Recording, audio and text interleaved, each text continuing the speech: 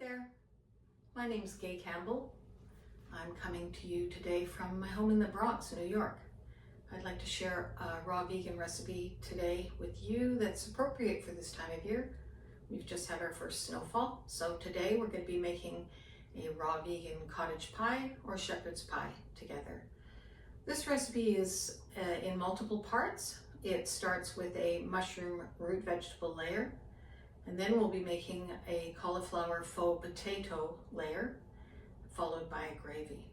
So I'm a one-man show today. There's nobody behind the camera to help me out, so I will be stopping and starting, so just bear with me.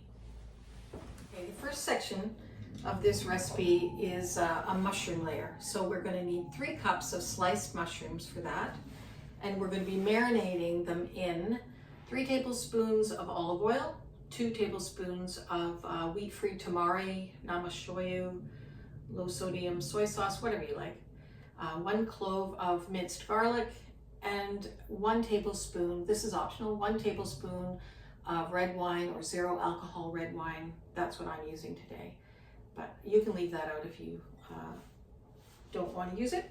So, you know, the mushrooms can be prepared in a number of ways. We can slice them thinly with our knives. Today I'm going to be using a mandolin, a V-slicer, and as well you also could do them in your food processor if you have a fine blade on your food processor. That's a really fast way of doing it. But let's start by doing them with the mandolin today.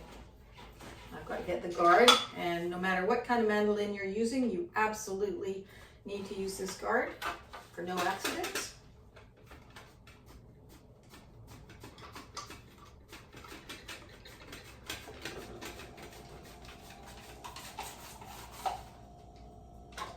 So that's a really beautiful thin piece of mushroom. That's what we're looking for.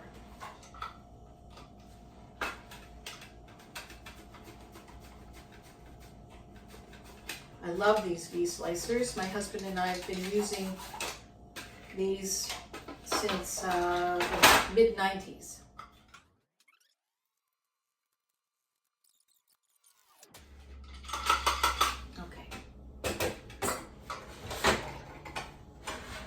I have a very tiny kitchen in an old house, so there's not a lot of room.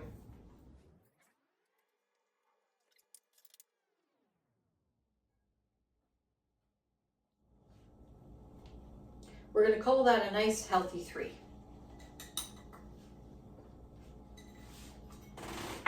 Okay, I've measured those out. That's a nice healthy 3 cups of sliced mushrooms. We're going to go ahead and add our other ingredients. So 3 tablespoons of extra virgin olive oil. This is a marinade. And 2 tablespoons of soy sauce. 1 clove of minced garlic. And as I said, the 0 alcohol red wine. That's not wine vinegar, that's actually wine. So we're just going to toss this together and set it aside. These need to marinate for at least half an hour.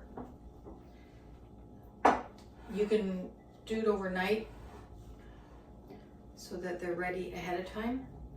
This smells really good.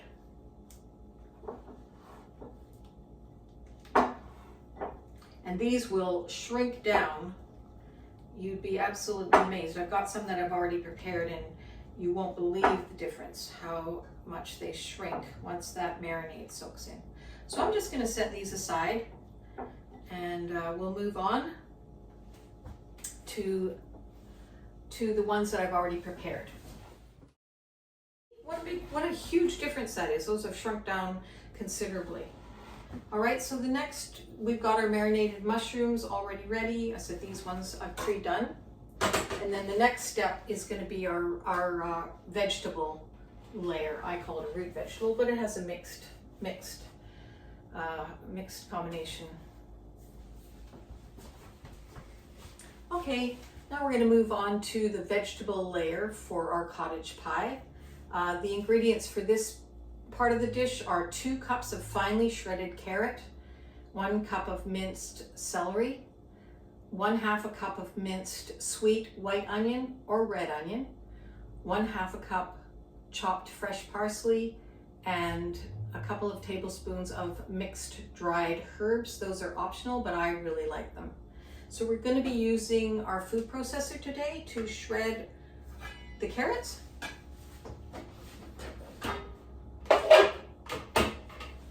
Now I'm using tricolor carrots here. I just think they are really pretty. And I'm going to be slicing them. I'm not cutting them into lengths and putting them in the feed tube. I'm going to actually be standing them up on end so that when it grates, it's actually grating in a shorter length, okay?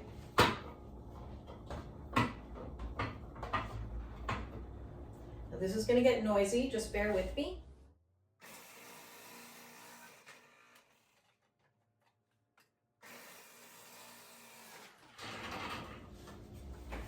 Okie doke, let's have a look at how much we've got.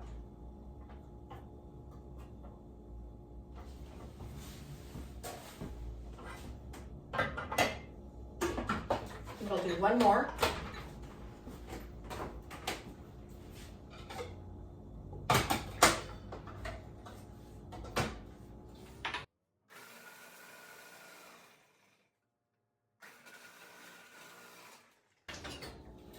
There we go. All right. Let me just grab my bowl.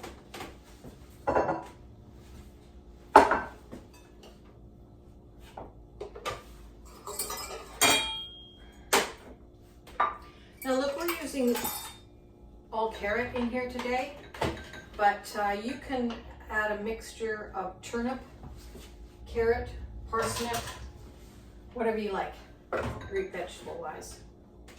Let's see how we're doing.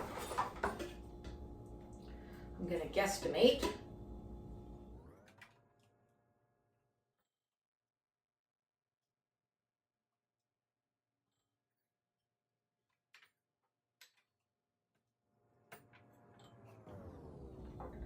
That's good. That looks like 3 cups. I'm just going to go ahead and put them in the bowl. So that was 4 medium-sized carrots. Okay. All right, so that's our carrots.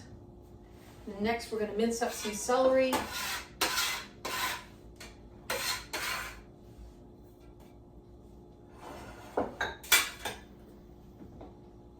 So we need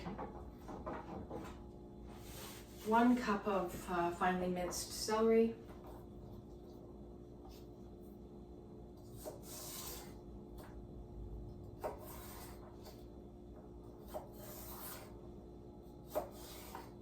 again, you could just do this in your food processor. You could cut it up into chunks.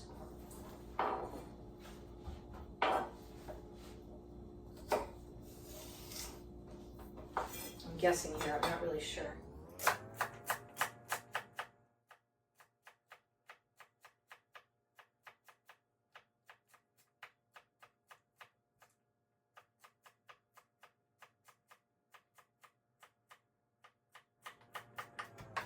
Okay.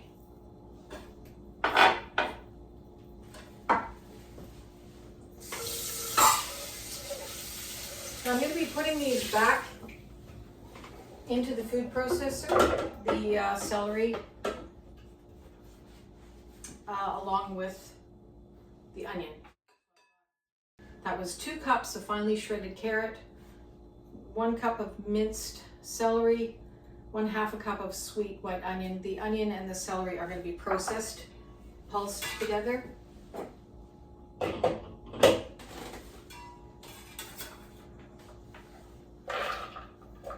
And as I said, you could slice this right into the food processor and pulse it. Or you could chop it finely by hand.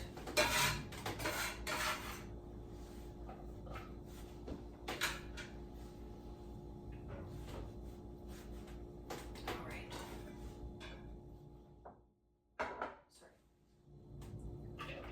In goes our onion.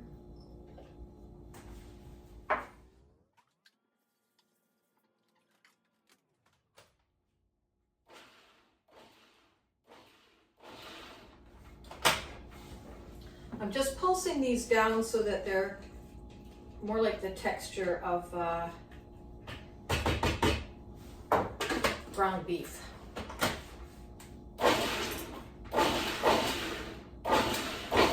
About that size.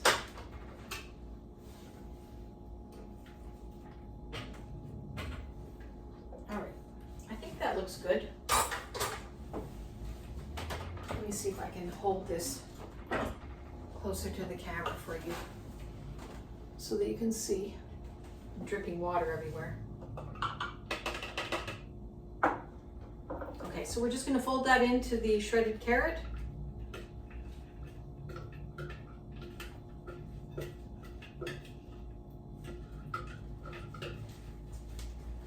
Okay, back again.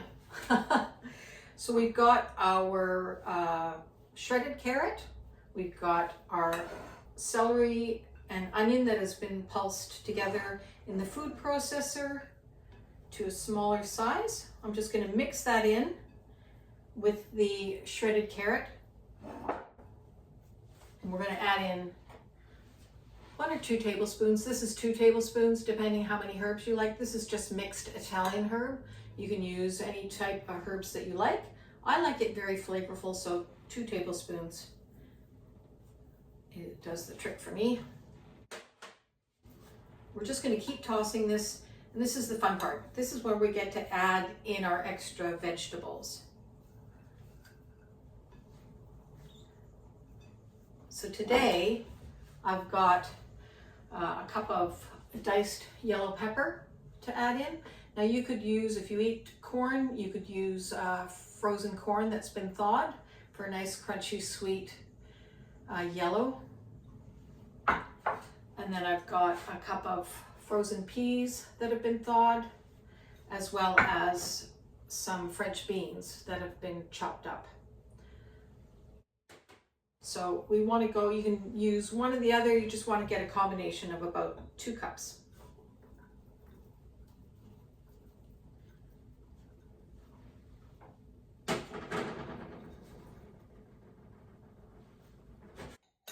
This is going to be more than 2 cups. I just wanted to get some of that green bean in there because I've got quite a large casserole dish. Okay, so we just want to toss those together. You can get your hands in there if you like. I'm just going to use a spatula today. We're going to mix those well, and then I'm going to add in my drained marinated mushrooms to the mix. It's looking beautiful. Okay, now the mushrooms. This is where I might need to get my hands in there.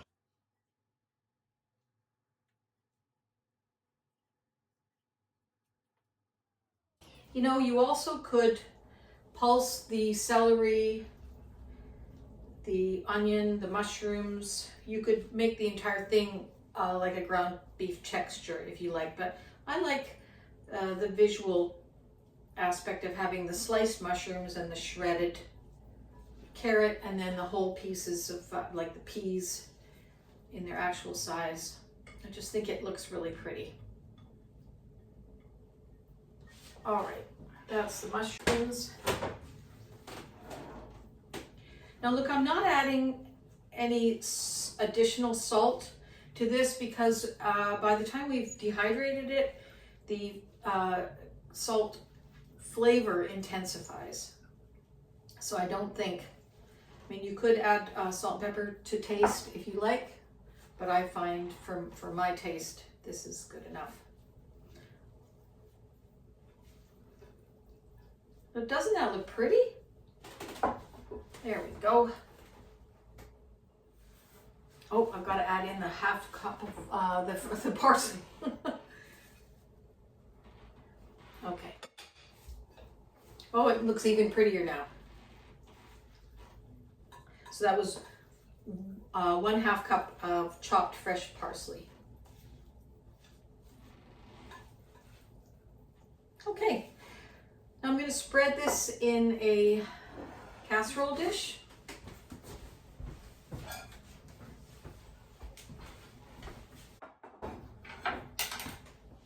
And then once we've done that, we'll move on to our cauliflower faux potato recipe.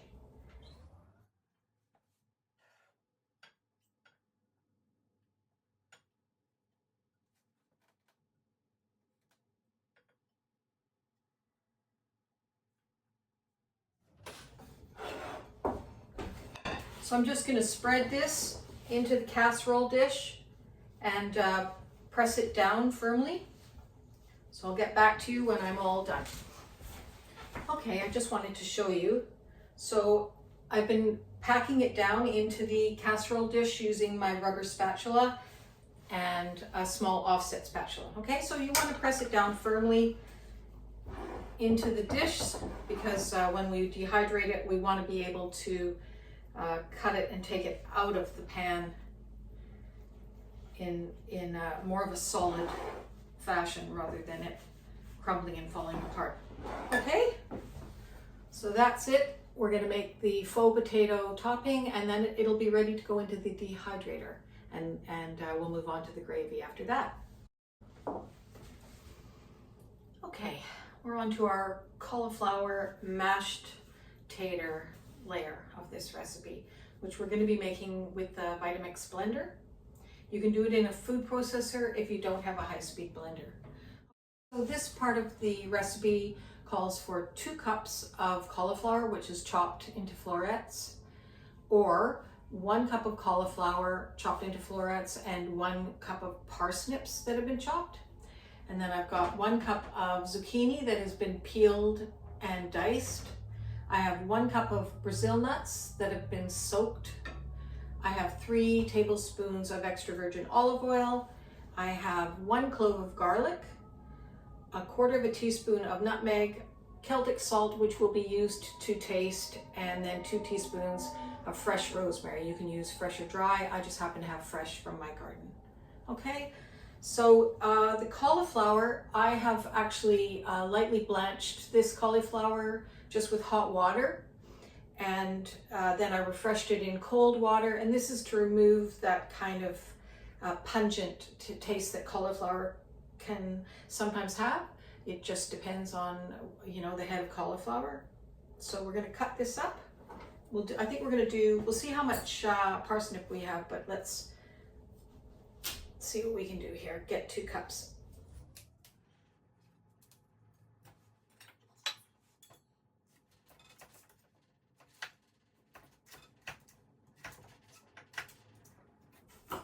Now the parsnips are going to make this faux mashed potato a little bit sweeter. But it's up to you. I've done them with just cauliflower. You can add in celery root, celeriac if you like. Again, a combination of different root vegetables.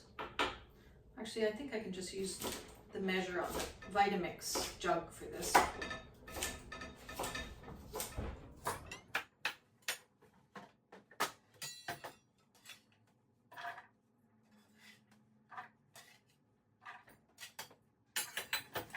Look. Yep, it's 1 cup. Now I'm putting that in. I'll put in my zucchini, so the lighter vegetables. The parsnips are not too dense.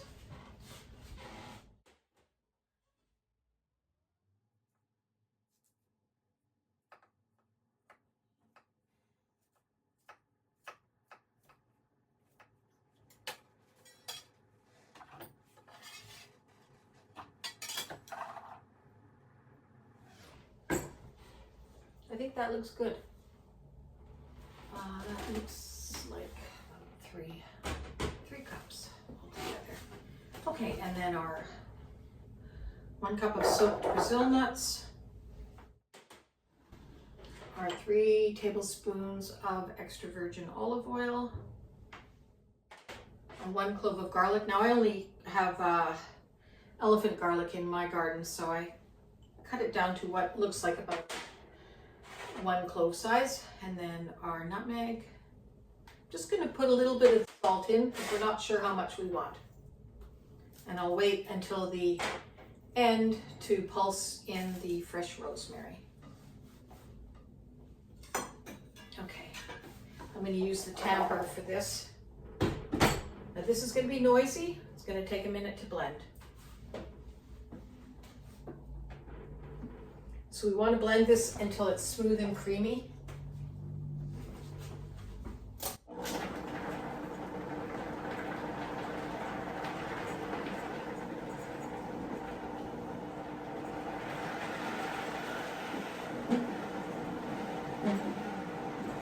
I'm using the tamper to push the vegetables down towards the blades.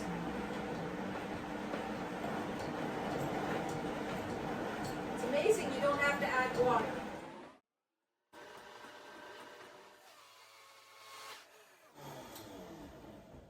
Now look, I want these to be thick, so that's why I'm not adding any liquid to it.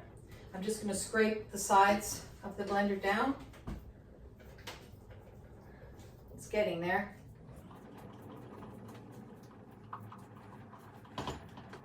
It's a very noisy operation, but with a delicious outcome.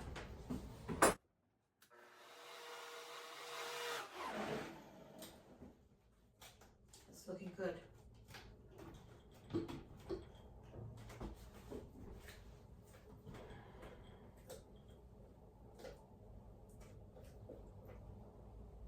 Okay, I'm just going to check the texture.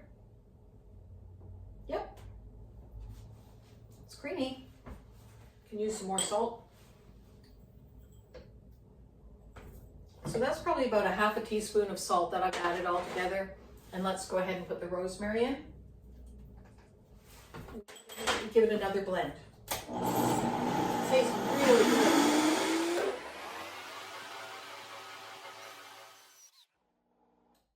Well, that's good. I can see that I have the vortex now, so the vegetable mash has been pulled down towards the blades. So that's what we were looking for it to be soft enough to get sucked down towards the blades. So it's thoroughly blended. Okay, so this is the fun part. This is when we get to dress the top of the casserole with it.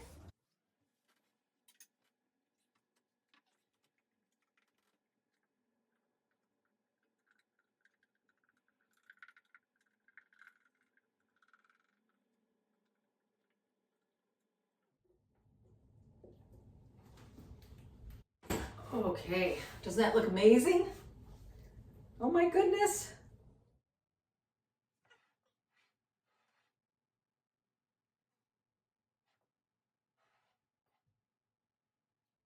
This is such a hit, this dish. When I used to run a raw vegan support group in Sydney, Australia during the winter months, it doesn't get very cold there. It's like Los Angeles, but this was a favorite. Oh my goodness. And then for a final touch, before we put this into the dehydrator, I'm going to sprinkle it with some paprika. So just a dusting of paprika.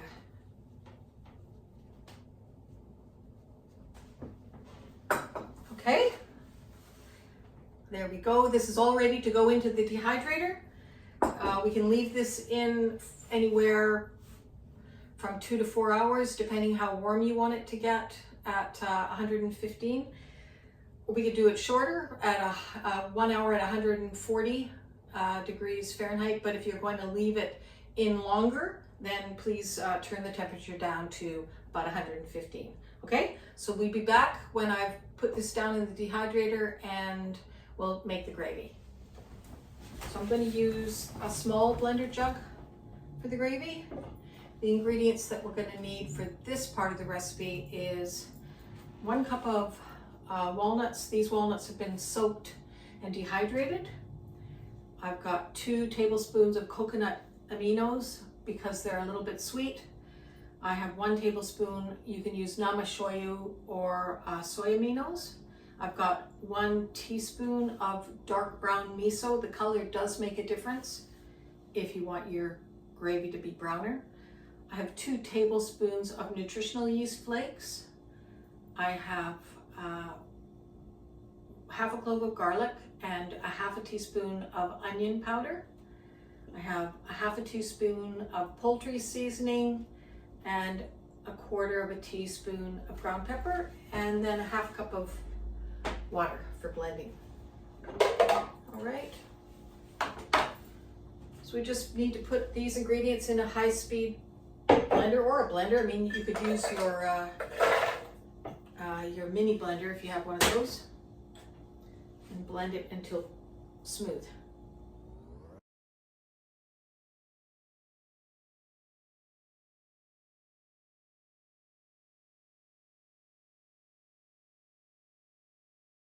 Okay.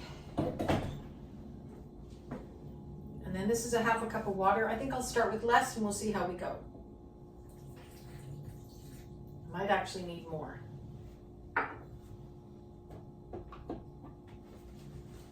Now I'm starting on low.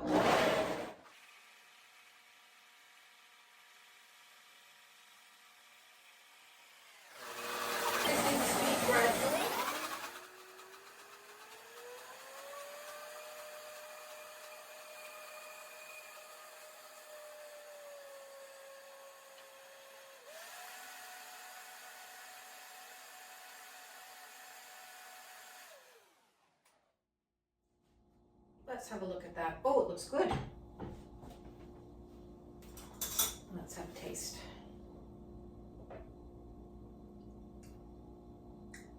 It's good. I'm going to put a little bit more water in.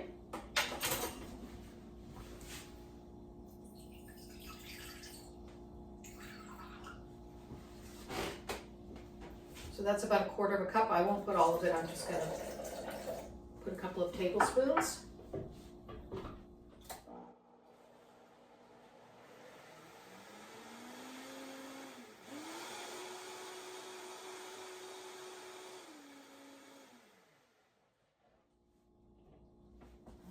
This looks really nice.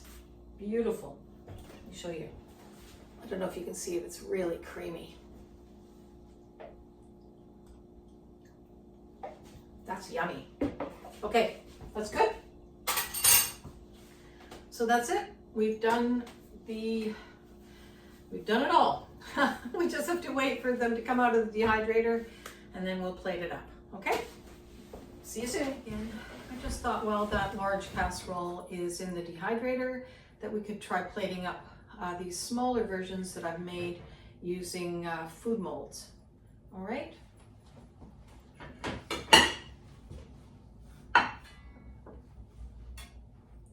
Fingers crossed.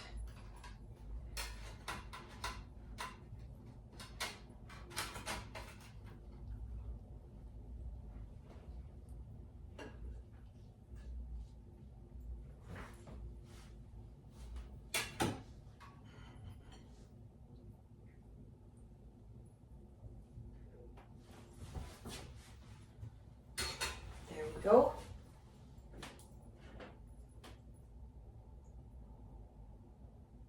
This is the gravy we just made.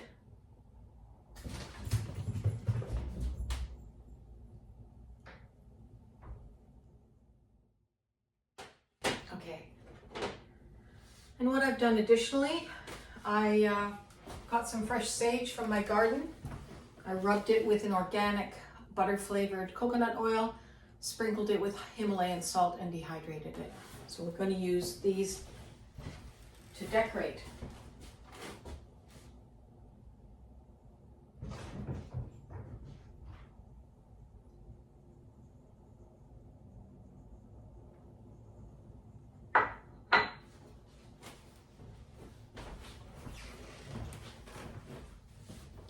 There we go. Another thing, if you want to add on, these are onions, thinly sliced sweet white onions that have been marinated in the same marinade that we used for the mushrooms.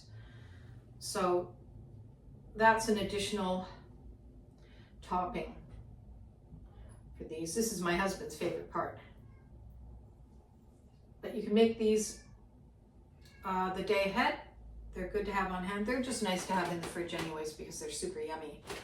Okay, So there's two versions, and we still have the big casserole coming up of shepherd's pie, cottage pie.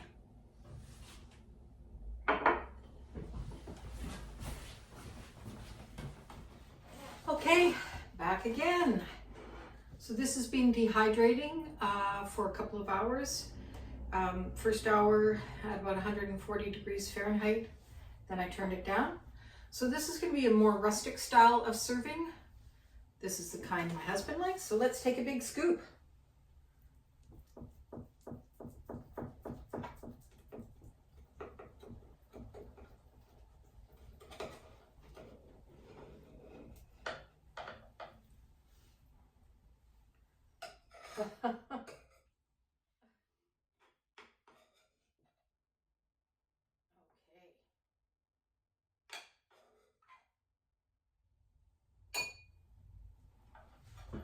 Some gravy.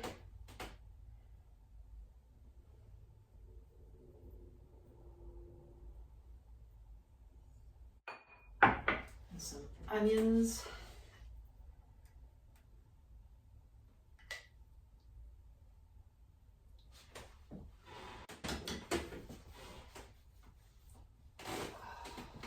Like I said, more rustic style. Let's have a look.